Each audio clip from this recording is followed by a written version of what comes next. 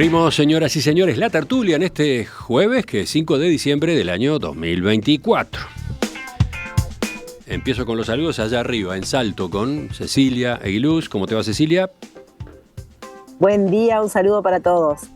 Y vengo ahora con los saludos acá, en el estudio. Ana Laura Pérez, ¿cómo te va? Buen día para todos.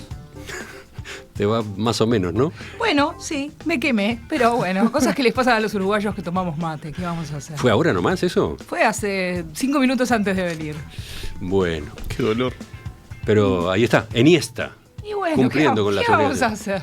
Bueno, más saludos. Tomás Casareto, ¿cómo te va? Todo bien, por suerte. Y Marcos Casas, bienvenido. Un gusto estar de nuevo por acá. ¿Cómo estás, Emiliano? Bien, bien. Porque vos le preguntás a todos cómo están y nadie te pregunta cómo estás. Es cierto, qué necesidad, ¿no? No, bien, muy entretenido. Tenemos días particularmente convulsionados, ¿no? Cuesta elegir los temas, sobre todo si pensamos en los del exterior que se instalan acá con tanta fuerza por estas horas.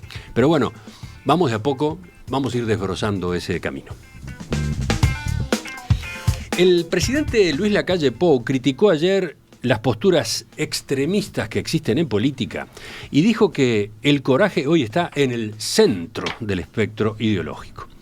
En el discurso que realizó en el acto de reconocimiento al esfuerzo exportador 2024, organizado por el Banco República y la Unión de Exportadores del Uruguay, Lacalle Pou se detuvo en un momento en la dicotomía entre Estado y mercado. Es una buena oportunidad para desmitificar una vez por todas, increíble que sigamos hablando de esto, del enfrentamiento en lo público y privado, el enfrentamiento del Estado y el mercado, que ahora está tan de moda. Ahora si opinás lo del medio sos tibio, y hasta me está gustando que me digan tibio, porque yo creo que el coraje hoy está en el centro, no está en los extremos. Es fácil ser extremista, lo difícil es defender las uniones. Yo recién vengo a estar con el presidente de Colombia y me dijo, bueno, capaz que usted puede dar una mano en esto. Le digo, cuente conmigo, todo lo que sea unión y acuerdo, yo estoy. Desunión y desacuerdo, no cuente conmigo para nada. Y entonces, la capacidad del banco, en la presidencia de Salvador y el resto de los compañeros, de extraer lo mejor de lo nuestro, que es un Estado que ayuda, que impulsa, que tiene que necesariamente tener sensibilidad. Parece medio raro, un estado de sensibilidad necesariamente la tiene que tener hasta para adaptarse a las situaciones, y el privado que es el que hace el país. Lacalle Pou continuó diciendo que el Banco República es un ejemplo de cómo se puede extraer lo mejor de un Estado que impulsa la economía con sensibilidad en conjunto con los privados, que son los que, dijo, hacen el país. Bueno, ¿qué tal? ¿Qué les pareció esta presentación del presidente ayer? ¿Qué tal les resultó esa frase? Hasta me está gustando que me digan tibio. A la periodista acá le saltaron los ojos, ¿no? Le brillaron los ojos con esa expresión. ¿Es para titular o no? Bueno, sí, en ese sentido puede ser, sí. ¿Quién empieza? A ver, levante la mano. A ver, yo creo que en realidad Tomás, desde filas porque blancas. recibí Hacete cargo por eso. Mis amigos se van a reír mucho de esa expresión. ¿De cuál? De la de hacete cargo. A ver, yo creo que el presidente en realidad lo que trata de decir es algo que ha venido diciendo, lo hizo la campaña y bueno, siendo presidente, en el acuerdo y en el desacuerdo, en el acierto o en el error, decir, a ver, esto es lo que yo pienso, después la adjetivación que me puedan dar desde el espectro político, dirigentes o demás, corre por cuenta de ellos. Lo que uno opina y piensa, yo firme con las ideas o con las personas, como más de una vez insistió. Mi impresión es que viene por ese lado, después de una elección en la cual capaz es un tema que está un poco arriba de la mesa y que me parece que en el Uruguay, a ver, se va un poquito por un lado, un poquito para otro, pero más o menos siempre intenta mantener el centro político.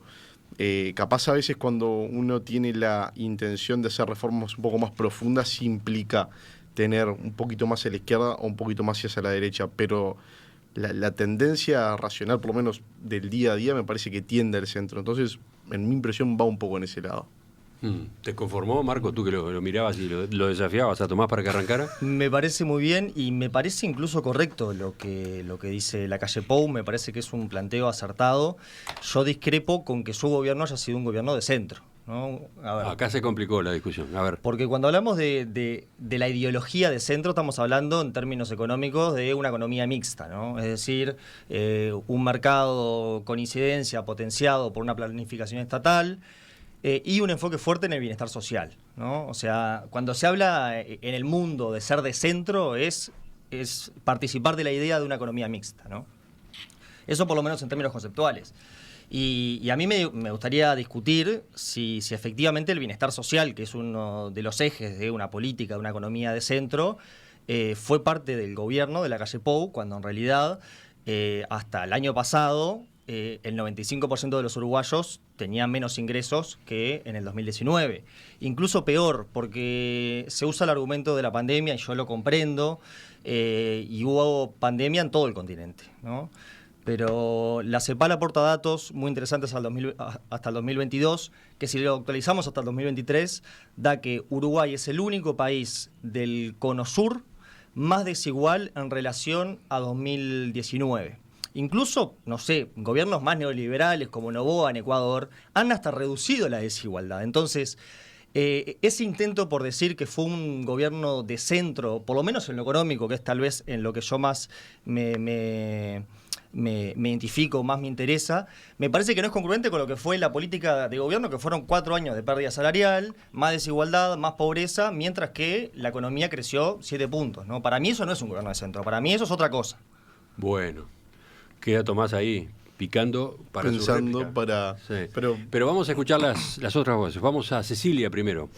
¿Cómo te resultó este discurso de ayer? ¿Te sorprendió para empezar?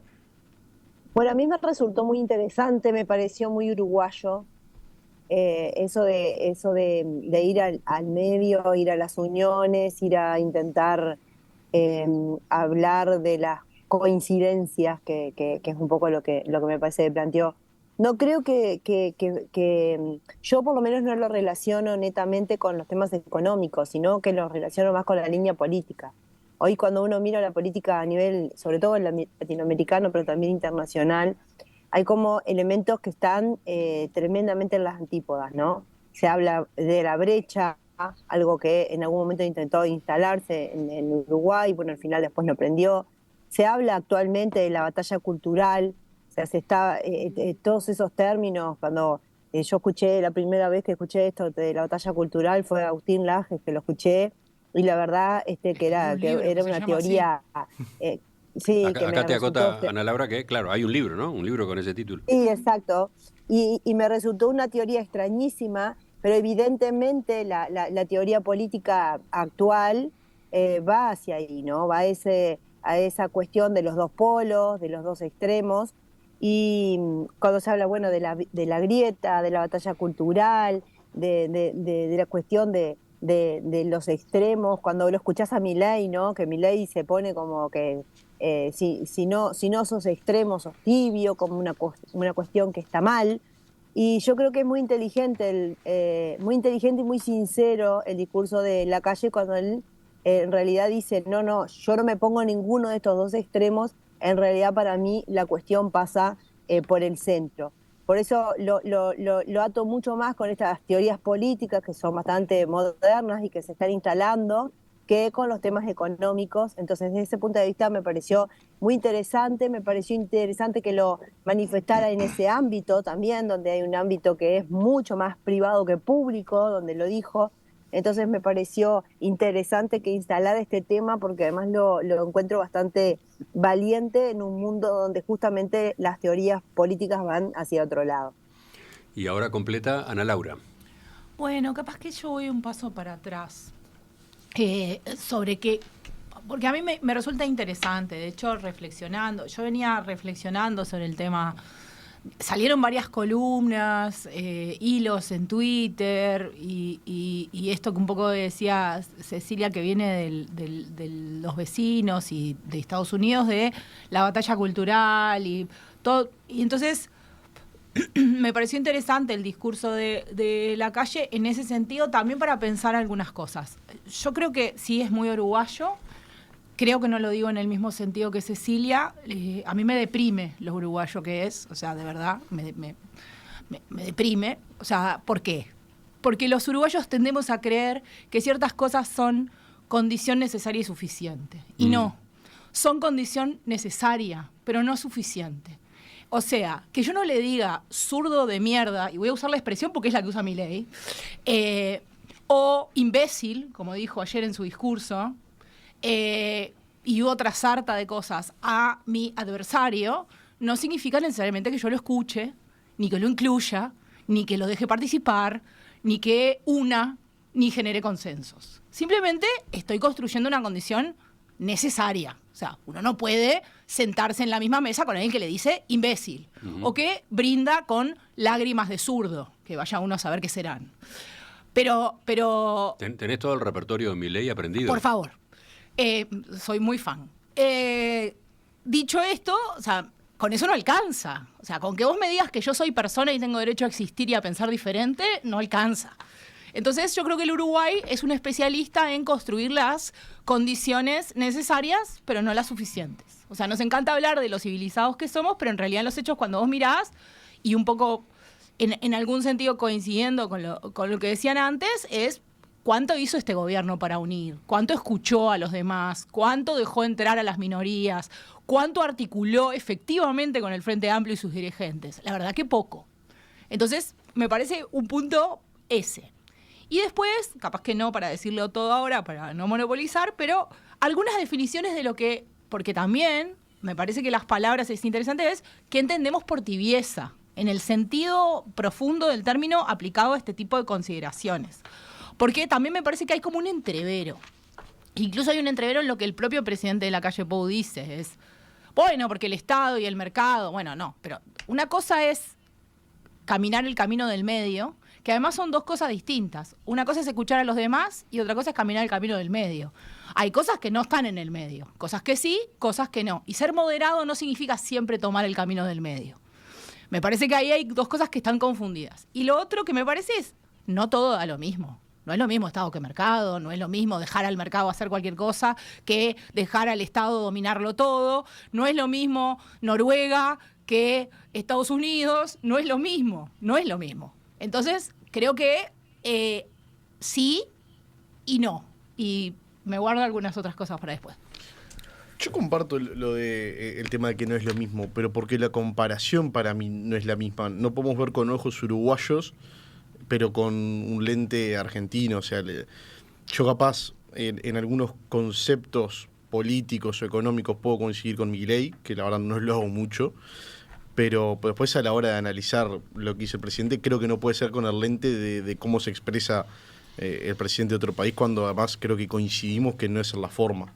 Capaz después en lo conceptual yo puedo compartir alguna cosa, en la forma naturalmente que no, porque además somos parte de una tradición muy uruguaya de una forma diferente de comunicarnos, de relacionarnos y de pararnos también frente a las situaciones. Entonces, primero, antes de decir si el gobierno fue de centro o no, que además vamos a empezar con una dialéctica de números, de decir, bueno, sí, el salario real no creció lo que nos hubiese gustado, pero creció prepandemia, tuvimos la pandemia en el medio, también la tuvo toda la región, pero nosotros salimos antes y mejor parados. Es una discusión que creo que en realidad... No salimos mejor parados. Es una discusión numérica que vamos a empezar a tirar datos y en realidad el tema de fondo creo que es más conceptual de lo que intentó expresar el presidente, y yo creo que va más, insisto, más allá de la discusión que se puede dar después del mercado y el Estado, que está bueno darla, y creo que está bueno darla sobre todo cuando realmente queremos hacer un cambio en el Estado, en el mercado, en beneficio de la sociedad.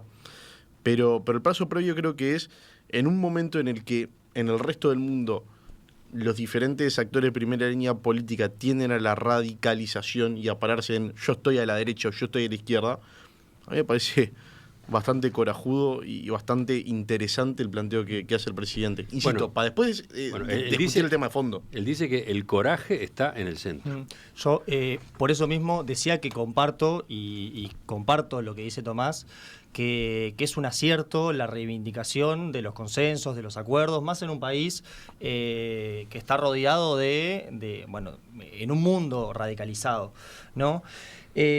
Ahora, si salimos de lo económico también... Y sobre todo porque él dice que es fácil colocarse en los extremos, ¿no? En las discusiones. Es más ¿no? cómodo, es más cómodo. Es comodísimo. Sí, claro. Sí. Entonces el coraje está en colocarse en el Y centro. que te En eso- aplauda tu tribuna. Sí. Y también, si queremos salir de lo económico e ir más al armado político, tomo el guante de Ana Laura, y que también lo dijo Fito Garcés, que la calle Pou eligió gobernar con su 50%, ¿no? O sea, con la coalición. Por ejemplo, las dos grandes reformas, que fueron la ley de urgente consideración y la reforma de la seguridad social, fueron con oposición explícita de la mitad de la representación política, ¿no? Hablo de las dos grandes reformas. Luego sí hubo leyes que se votaron en conjunto. De todos modos, me parece muy interesante esta cuestión de la batalla cultural, porque... Capaz que hay algunos oyentes que no entienden siquiera el término, no lo han seguido. Que lo que pasa es que no todo el mundo lo define igual Sí, tampoco, bueno. ¿no? Pero porque es un término usurpado la batalla cultural. Es un término robado. ¿De dónde? Chorreadísimo. Yo re- Ni siquiera por la AGE. Ya la reacción al Mayo francés hablaba de la batalla cultural. La batalla cultural es un término gramsciano, marxista.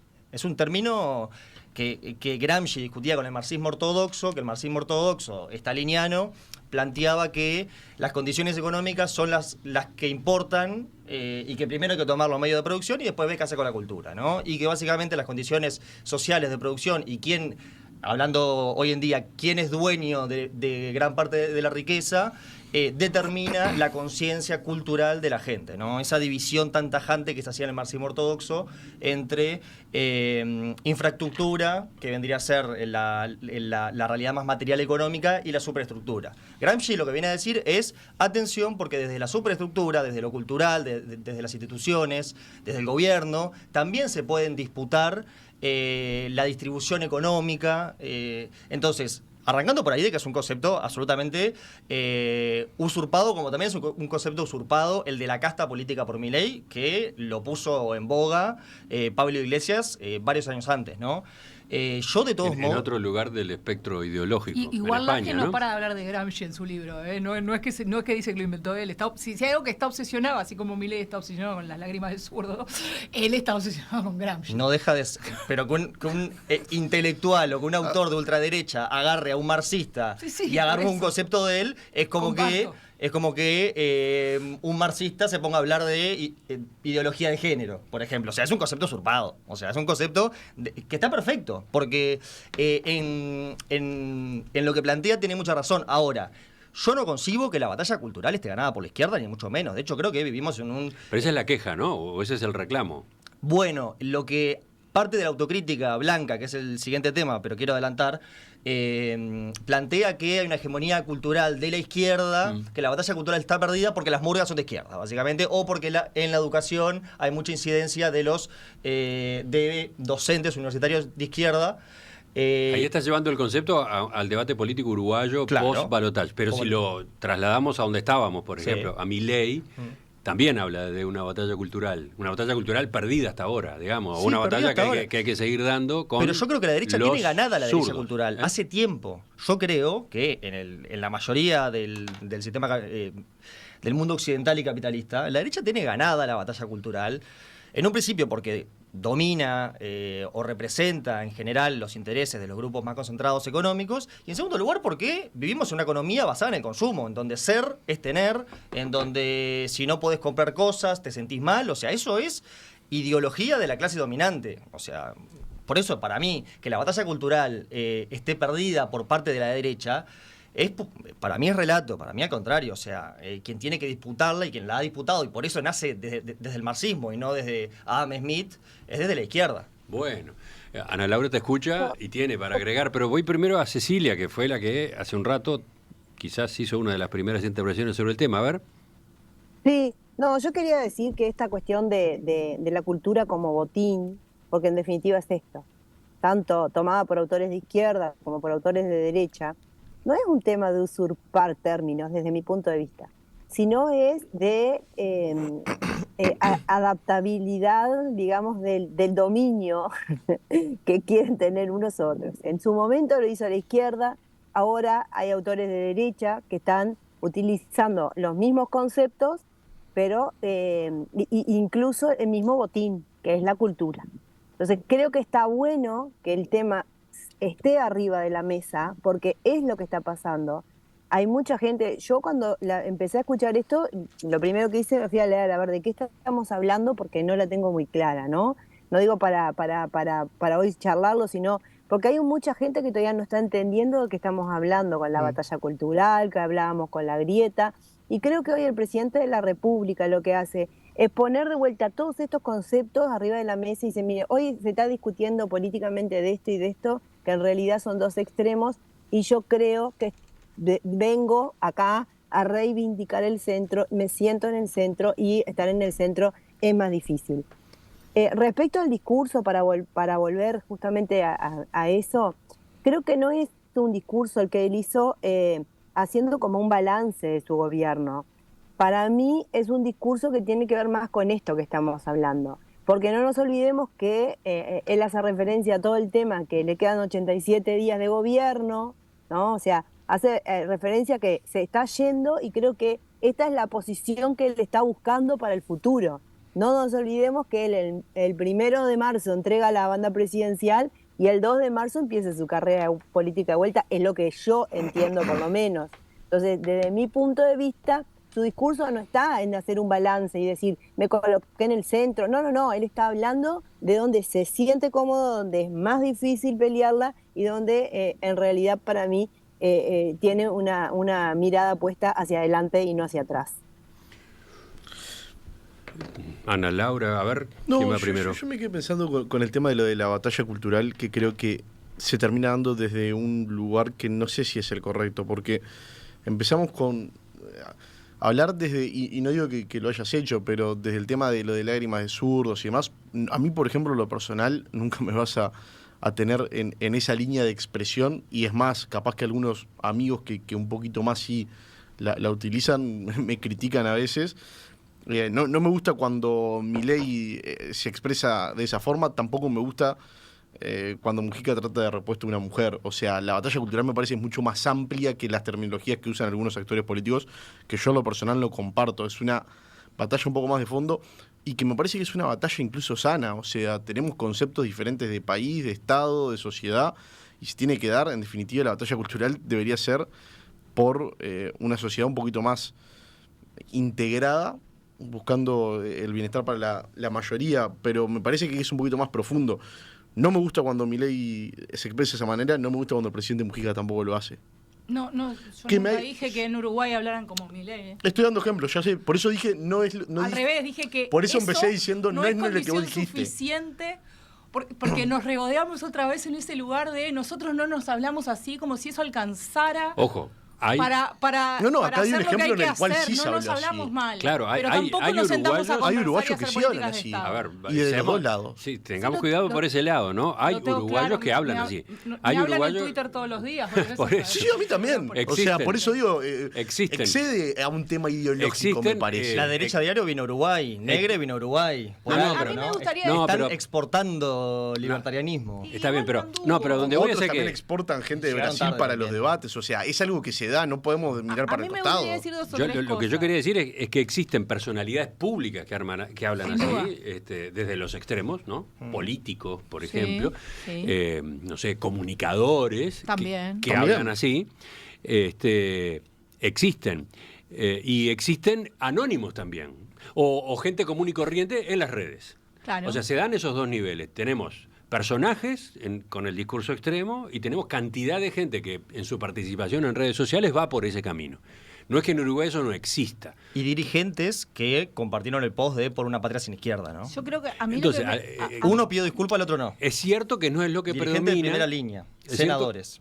Es cierto que no es lo que predomina, No. es cierto que buena parte de la dirigencia política va por otro lado, Sí. pero eso está latente ahí, ¿no? Yo creo que a mí me parece que eso, insisto en que es cierto que en los grandes políticos, más allá de algunos episodios puntuales, eso no se da, que por suerte no tenemos un presidente ni tendremos un presidente que se expresa en los términos en los que se expresa, por lo menos en el próximo periodo, después no sé, ojalá que no, pero que en los términos en los que se expresa Milei, pero yo me refiero a que yo he leído en los últimos días gente que ha dicho que bueno, que no hay que dar la batalla cultural como la da Milei, que incluye la prohibición de libros, como Las Primas de Venturini, en los institutos de formación docente y no a niños.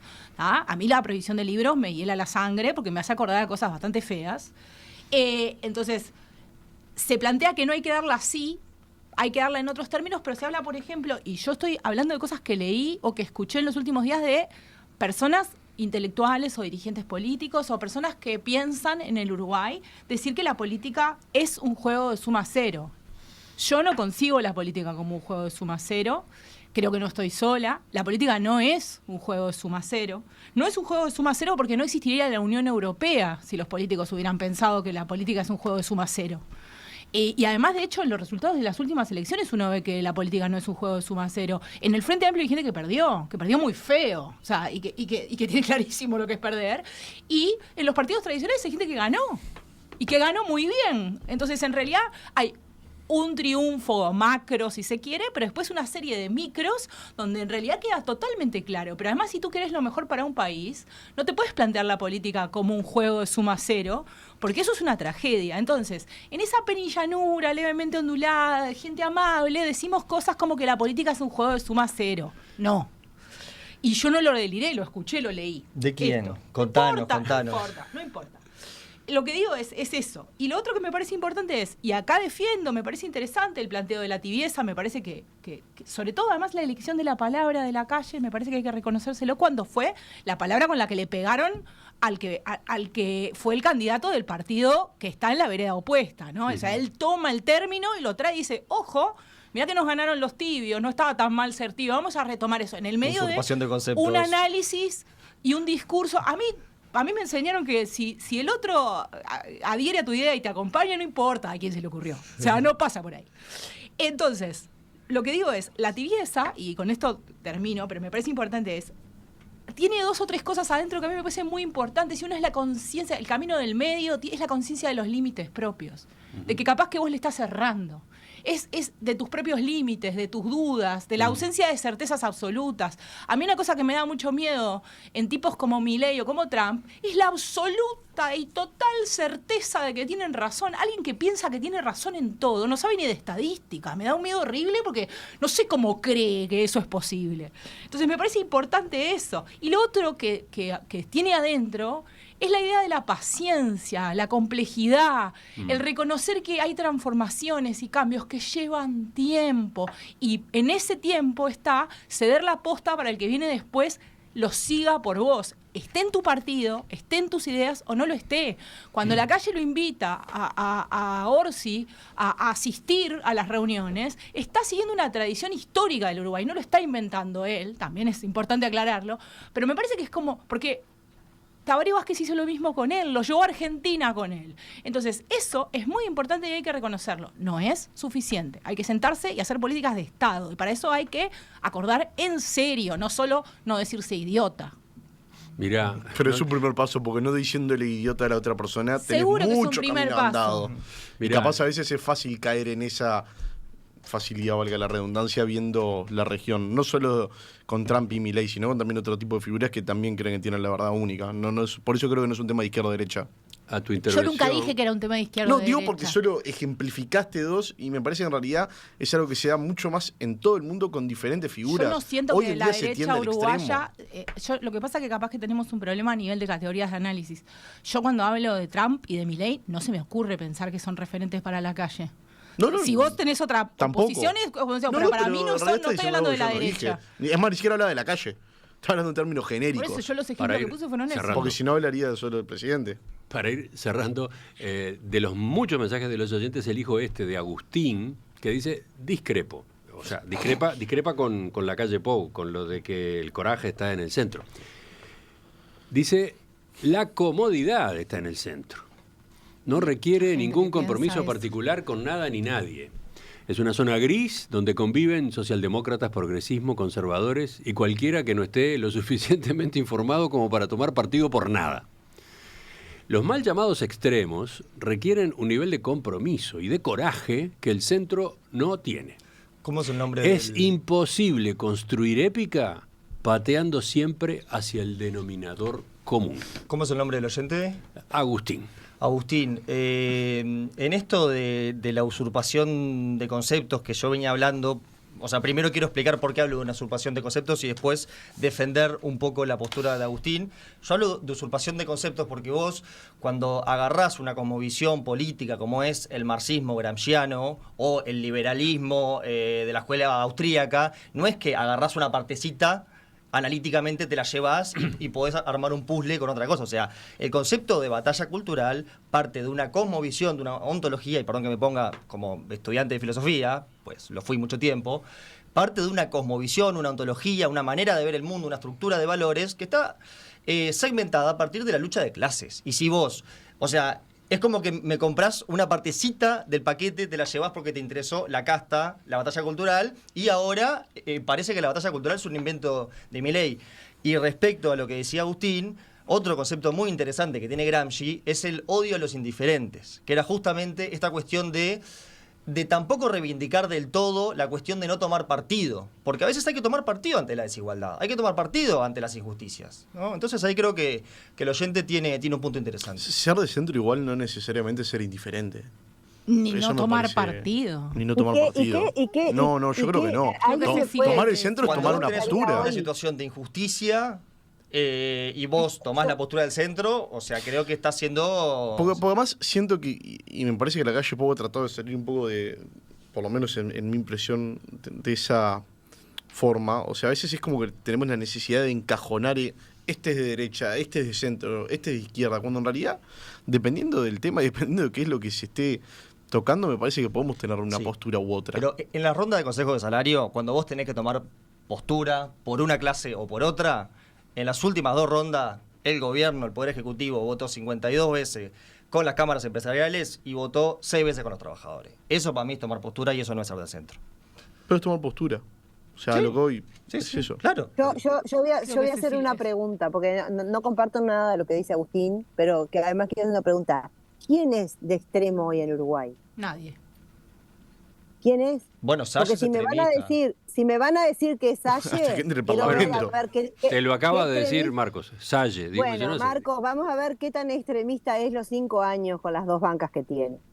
O sea, en Uruguay, creo que lo que dijo el presidente es lo que al final del día siente la mayoría. No sé si es fácil o es difícil, pero eso es Uruguay.